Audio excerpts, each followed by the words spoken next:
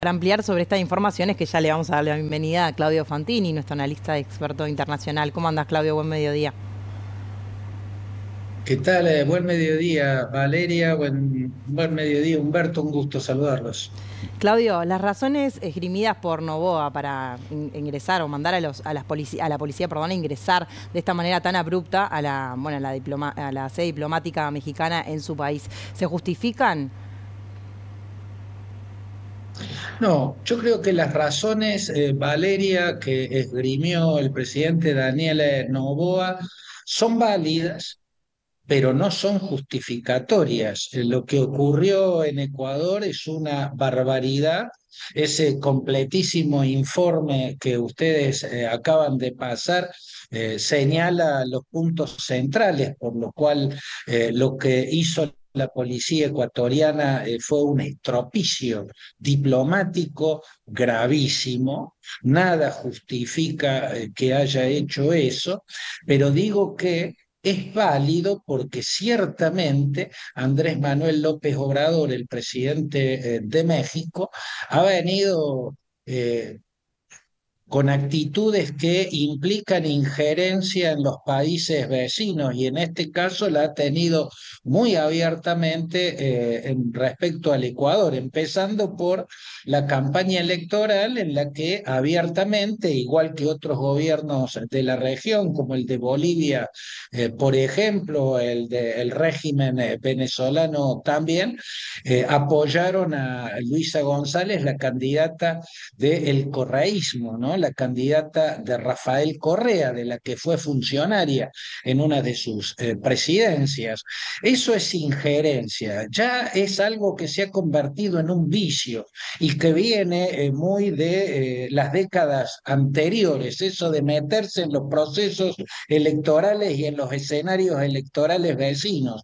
Todos los presidentes están cometiendo, o no, no sé si todos, pero muchos. Nosotros lo hemos señalado aquí con Milei, por ejemplo, insultando y descargando acusaciones gravísimas sobre el presidente de Colombia, Gustavo Petro, quien por su parte también había tenido declaraciones muy desafortunadas porque implican una injerencia en la política de la Argentina en este caso. O sea, estropicios diplomáticos estamos viendo en muchos presidentes y los venía cometiendo AMLO, sobre todo haber insinuado, lo dijo públicamente, y eso implica una insinuación de que hay un vínculo entre Daniel Noboa y quienes cometieron el magnicidio de Fernando Villavicencio.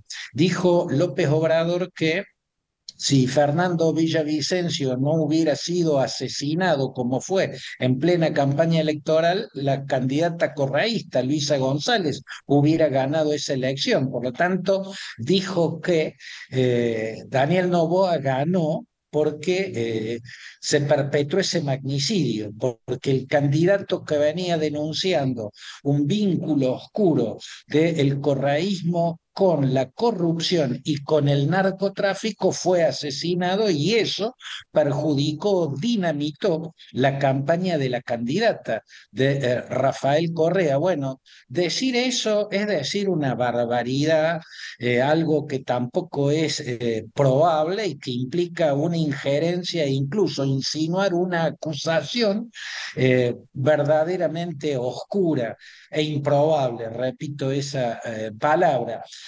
También creo que es muy discutible que se le haya concedido asilo político horas antes de lo que fue el asalto a la embajada, ¿no? Porque hacía ya tiempo que estaba ahí Jorge Glass, ex vicepresidente de Rafael Correa, ex vicepresidente también de Lenín Moreno, y que tiene varias condenas, o sea que si se le concede el refugio, asilo político en una embajada a alguien que ya está condenado, bueno, se está cometiendo un error, pero ese error se debe denunciar en la justicia internacional, en foros internacionales, está la OEA, está la ONU, hay tribunales internacionales donde plantear o denunciar ese asilo que indebidamente México le estaba dando a Jorge Glass en su embajada en Quito. Pero eso no disculpa ni justifica en modo alguno la barbaridad de que se haya asaltado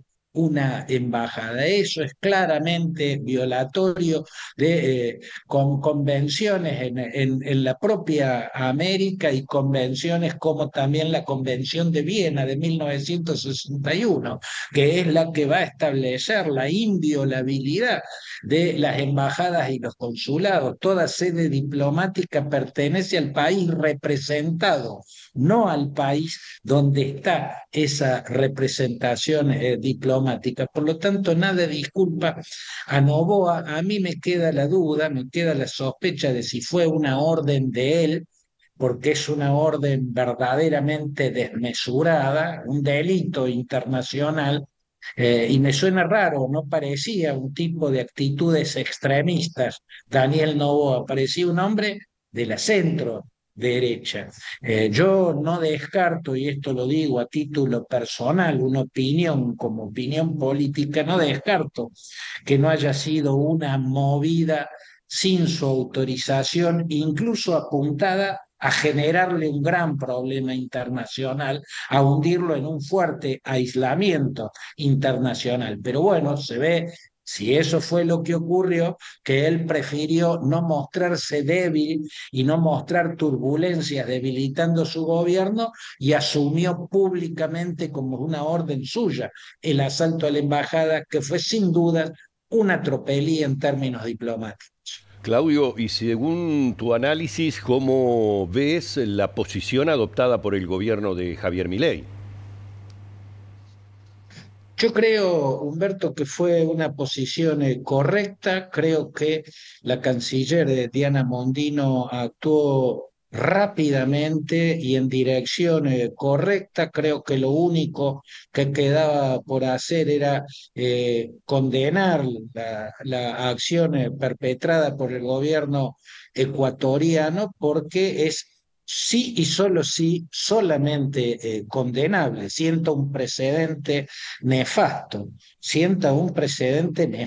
Cualquier embajada puede quedar en la mira de un ataque o de ser violada en la territorialidad soberana que tiene el país que en ese edificio está siendo representado, ¿no? Por lo tanto, no es la primera vez que ocurre, ha ocurrido muchas veces Ecuador fue víctima de asaltos a sus embajadas. No es el caso de Julian Assange, que quedó atrapado en la embajada ecuatoriana en Londres porque la policía londinense no ingresó en la sede diplomática, simplemente bloqueó la salida. Eso debió hacer la policía ecuatoriana, ¿no? Impedir que Jorge Glass salga de la Embajada de México, como hizo la policía británica y la justicia británica en el caso de Julian Assange. Pero hubo otros episodios en que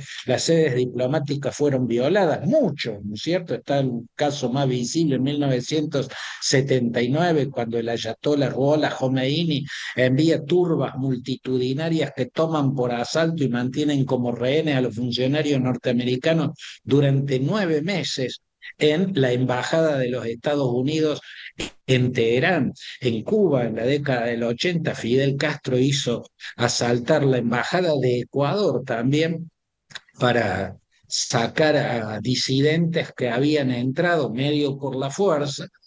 Fidel Castro se justificó diciendo que habían asaltado la embajada y que tenían de rehén al embajador, pero el entonces presidente ecuatoriano, que era Jaime Roldós, desmintió a Fidel Castro, dijo que eran perseguidos políticos los que habían entrado en la embajada y que asaltaron la embajada para llevar a esos perseguidos y convertirlos en presos políticos. Y hay muchísimos ejemplos más, ¿no? Algunos son muy llamativos, ¿no? Estados Unidos, cuando invadió Panamá para capturar a Noriega, Noriega terminó escondiendo el general Noriega, el dictador panameño en ese momento, se escondió en la Nunciatura Apostólica, que viene a ser la embajada del Vaticano, en este caso en Panamá.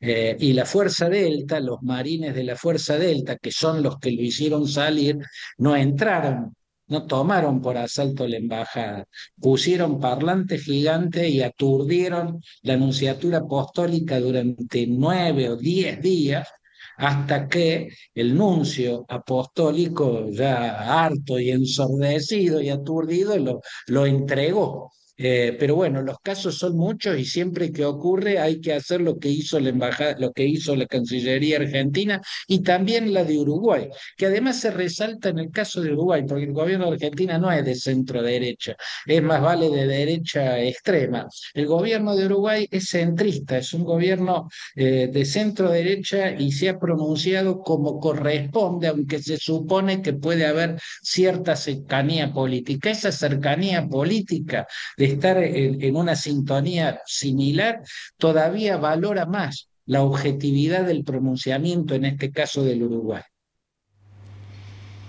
Gracias, Claudio, por este análisis completo. Veremos cómo sigue todo esto luego de este incidente. Nos vemos. Ha sido un gusto, Valeria y Humberto. Hasta cualquier momento. Hasta pronto.